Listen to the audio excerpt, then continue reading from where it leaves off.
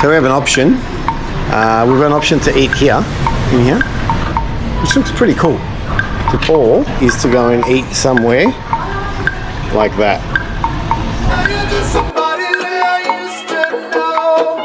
Whoa, whoa, had to buy me a plane.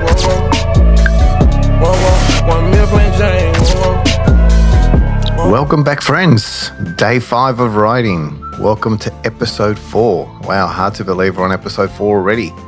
Today we leave the majestic Mount Fuji. Bit of a sad day, but you'll see that it's not all that sad as we start riding through. Today we leave Lake Giwachiko and we head over to Fuefuki. 35 k's as the crow flies, but as you'll see, we take a small detour. So come and join us for breakfast as normal and see what we ate, fueled up for the day, and headed off on our ride. Join us on the adventure. Hope you enjoy today. Hotel that we were staying at gave us these little plaques that guests can fill in and hang them up on the wall. So if you're ever out there, have a look for our plaque. So today we bid farewell to Mount Fuji, which is there. We say goodbye. We say goodbye to our lake. We say goodbye to our accommodation that we've had for the last 3 nights. And we are riding towards Fuefuki. Up the Manuka Pass. The Manuka, Lake of the Honey. Not quite? Okay. Anyway, it's about 35 k's to Fuefuki. Yep. Up and then down. Up and then down. And Meg's found some vines of fruit, which are like wineries. So we're going to maybe make a detour, maybe not. Today's a bit of an impromptu route. Mikey Rice gave us a couple of really amazing routes to follow now. So we're really grateful to him. There's so many roads. There are so many roads. You can quite easily turn onto a main road and not even know it until it's too late. So we're very grateful to Mikey. But let's see if we get to see some wineries today. And it's a shortish ride today because then we've got a couple of big days after that. So hopefully we'll see it on the road soon.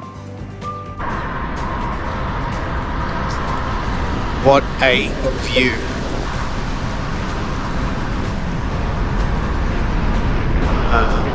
There's something kind of majestic or spiritual about this area. I can't quite put my finger on it, but it feels kind of mystical. I don't know, it just feels really cool. Got a really nice vibe to this town. And everyone's really friendly, but a genuine friendly. They're kind of really excited to know what you're doing, and when you say you're cycling around Japan or parts of Japan and everything you've seen, you've loved, they're actually genuinely grateful. They say, "Oh, thank you so much," and it's just it's really really nice vibe down here. It's a Saturday here today as well, so there's a lot of tourists everywhere. We just saw a gentleman in the car park setting up his bike, getting ready to go out for a bike ride, so I'm assuming he's going up Mount Fuji today. Next Saturday is that race that they've got, so probably a lot of people cramming in some training. As we rode away from Mount Fuji, we rode up this fairly busy road, but not for too long before we got onto the old highway and saw some beautiful backcountry. So this morning we woke up and had a wonderful onsen in the morning. We did. Yeah, we jumped in for about 5 to 8 minutes. 10 minutes, it was a bit hot. Yeah, someone's body temperature didn't regulate very well during breakfast. We had a beautiful breakfast, our last breakfast down there. And now we headed out, and I'll just touch it so you can see it. We're heading away from Mount Fuji, but we're apparently heading to a winery region where there's going to be, I guess, a similar view to this. So hopefully we get there. The 137 that we've got coming out, there's traffic on it. We're about to get off it soon. Yeah, onto the Mikasa Pass, which is the old highway.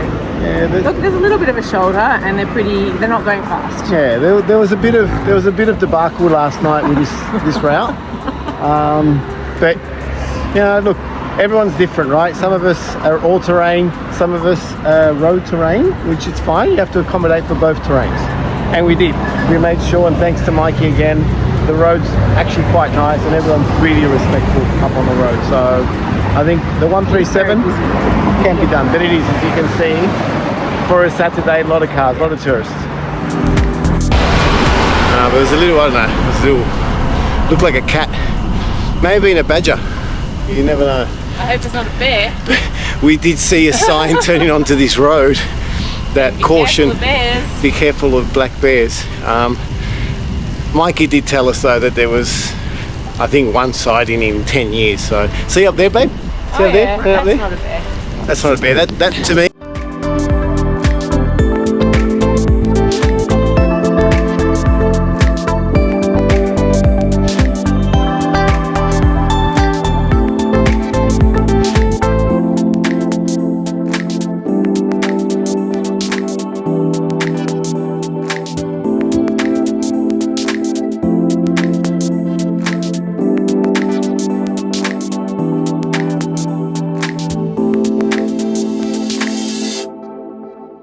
Eggs. What's a couple of lessons learnt? Yeah, so the trauma has almost subsided from day one. So the really first lesson is don't throw away a carefully planned route for a route that you made after a bottle of wine. That's number one. And a few glasses. Number two, if it goes through a forest, Well, hang on. very steep climb. What was your Strava set to? Oh yes, that was another problem. Make sure your Strava is set to road, not gravel. Although this one that Strava took us on, I would not even consider to be gravel, because it involves you carrying your bike up and then down a lot of stairs to the highest peak of, I'm going to say this wrong, Yokohama. Yokohama. The highest Like the peak. tyres. Remember the tyres? Yeah, the highest peak of Yokohama. And also, have a look at the distance, because your carefully planned 100-kilometre route total turned into a 135-kilometre route. So, you know, just an extra 35 kilometres through like 7,000 traffic lights, although to be fair, I'm not sure the Strava would have helped with that one anyway. But yeah, so they're the main lessons learnt from day one. Yeah. Also, After climbing for about 9.5 k's away from Mount Fuji, we finally reached the top, and now we start our descent towards the nice Fruits of Vine. So excited to see what these wineries are going to look like.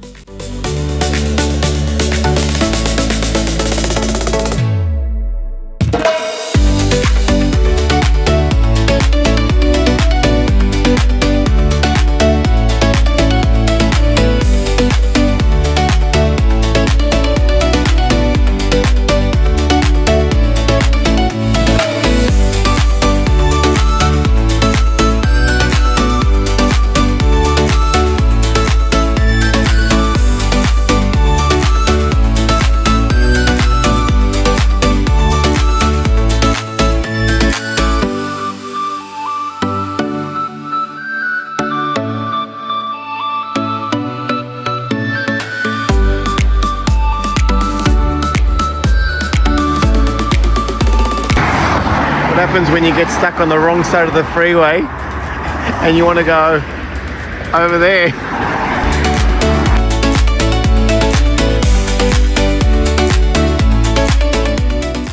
So we've ridden away from Mount Fuji. We've gone up and over a beautiful range, and we ended up in a little valley called Katsunuma, I believe. And don't worry, look, when I get home, I'll check, and if I've said it wrong, I'll write it down the bottom. But it's a plantation of, so far we've seen like plums, definitely grapes, corn. There's another few things planted there. I think I saw some spring onions, but it's just spectacular. I don't know if you can see, like back there, along there, I know it's far away, but where the clouds are, it's because there's all snow along there. But just stunning, absolutely stunning. And we're just meandering through all these kind of little streets. Meg's got a little map on Google Maps that she found, and she's obviously navigating back there vigorously. Well, I'm trying to figure out if I can figure out when to go on certain roads. But anyway, we just followed this for a while and then we turned left at Sunscape. To be honest, Megs did an amazing job being able to map on the fly. She found us a really cool, about 30k loop, just meandering through all these little kind of private roads where only farm workers were on. And you just ride straight past, you know, pears, apples, cherries. Wineries or vineries look like that. Just impeccable gardens, really tidy houses. Rocket, parsley, rhubarb, I don't know. Never been very good with animals. Okay, yes, agriculture. Calm down. So we have an option. We've got an option to eat here. Megs has said, would I like to eat in here? In here? Which looks pretty cool, to be fair, and it's air conditioned. Or the option that she's given me is to go and eat somewhere like that. Yeah, I'll take the food court.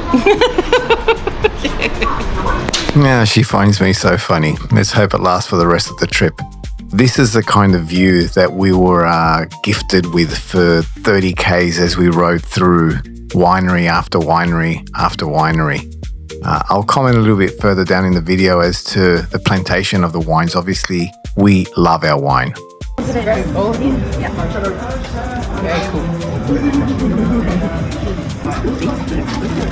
OMG. Burger time. Wow. Good.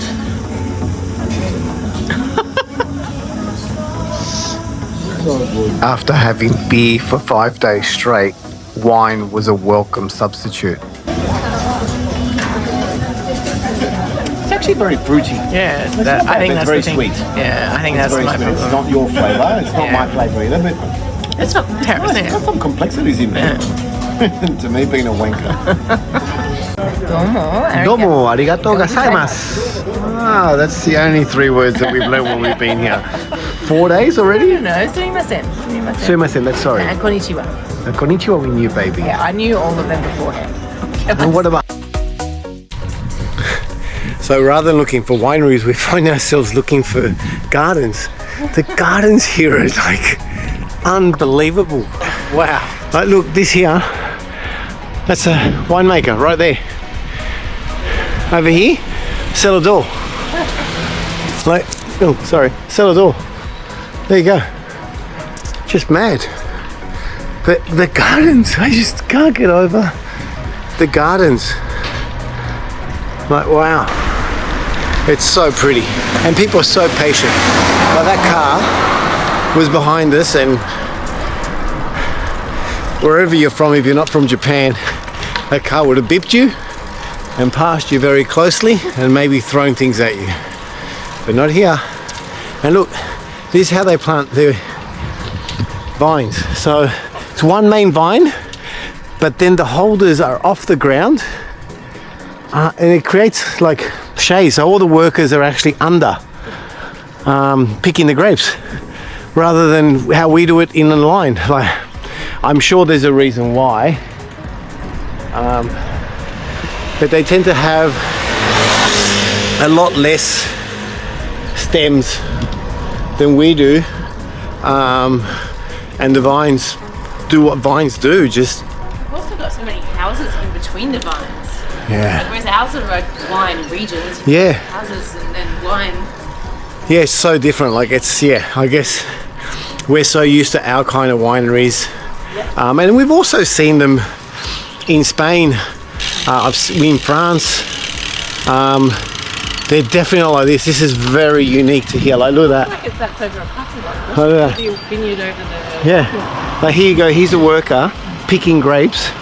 It looks like white grapes. I'm going to go with Sauvignon Blanc. Right. 2019. But that's a winery. That's nuts. That's another one.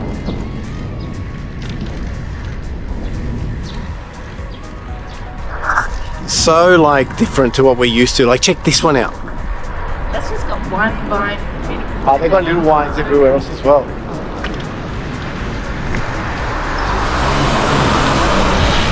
But this one's like a few more stems.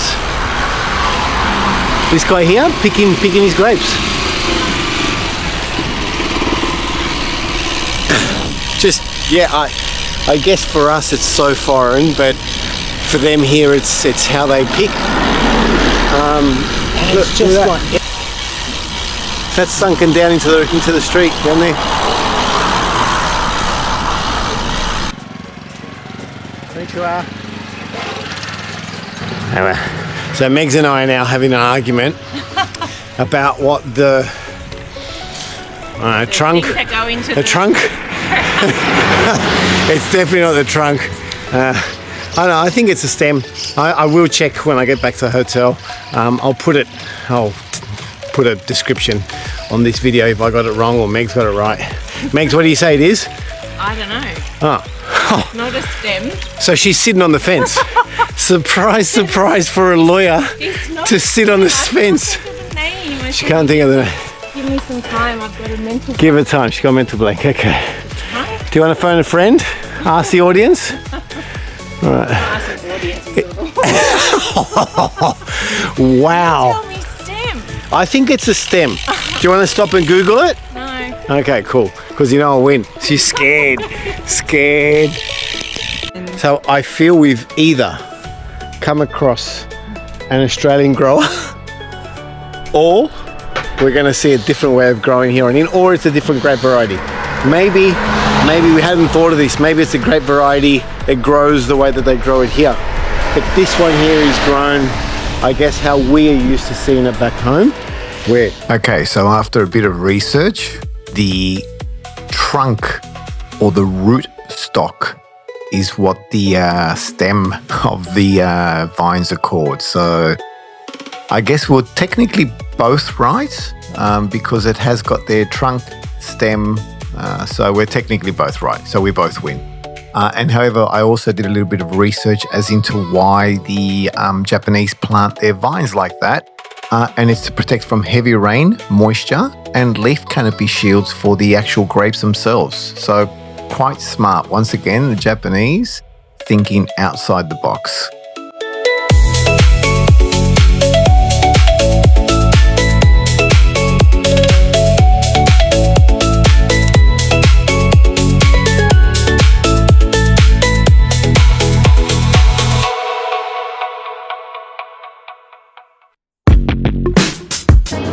This is a Lawson.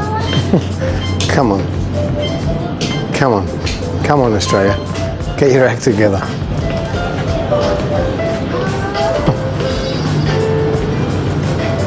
Wow.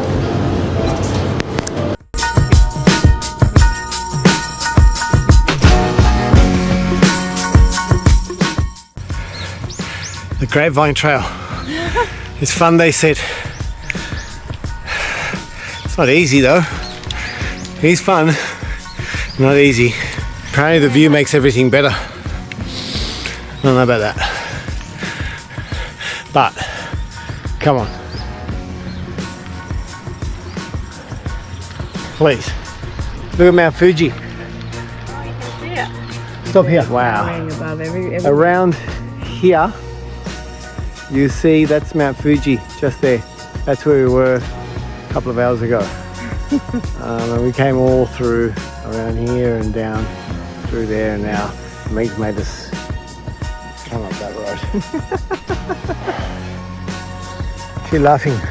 Why are you laughing? Very, you know, kilometres, not transit kilometres. We decided to do a 30k detour, loop, I should say, around this gorgeous town here, filled with vines, grapes, red, white, nevertheless, and pretty much for us, because we love being around grapes. Blech. Can't even speak. It must be the altitude. Anyway, up and onwards, they say. What do you reckon, Meg? I reckon. Okay. I reckon onsen time. Onsen. I don't want hot. I want beer.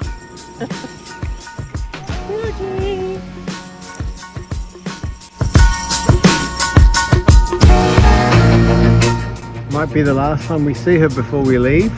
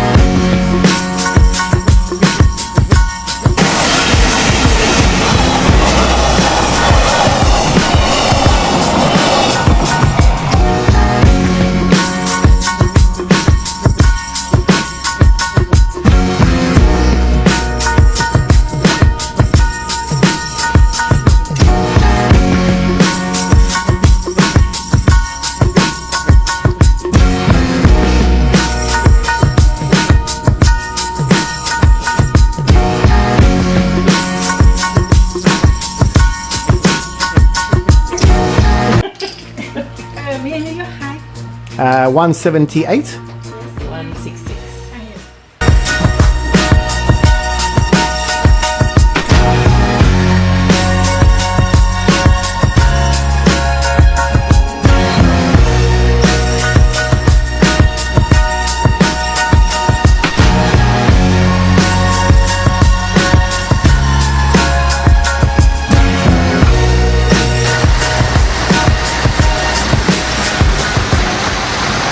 What time is it, Megan? Dinner time. I think it's dinner time too. Megan's picked the worst place again. Like, it's got the noise of the waterfalls. It's just way too relaxing. It's way too relaxing. I feel like we should have had 3 nights here. Wow, that's great. Look at this wooden eagle. Oh, so good. And look at this brown thing. Actually, it's probably something important. I can't.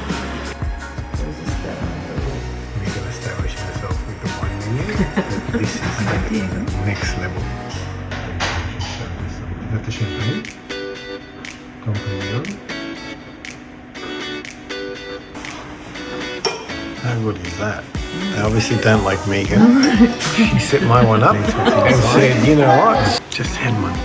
Oh, they had like a little sardine. You gotta have a bit of one. Yeah.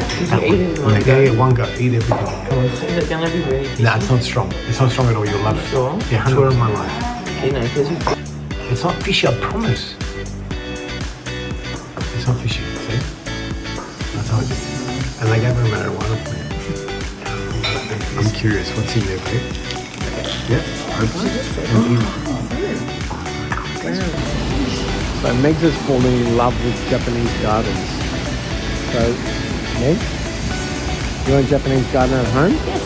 Right. So We're going to go on one of those home reno shows and be that couple that just came back from Japan and is going to get a Japanese garden. And did our garden like this.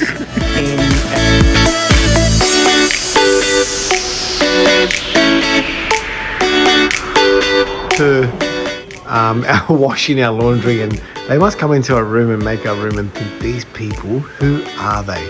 Anyway, but again, no problem. Look, we're enjoying the futon, right, on the floor. The pillow problem though. What's going on with the pillows, babe? Talk to me about pillows. Well, this is for like a mini person, one. Yep. And two, it's kind of like... What's it got inside?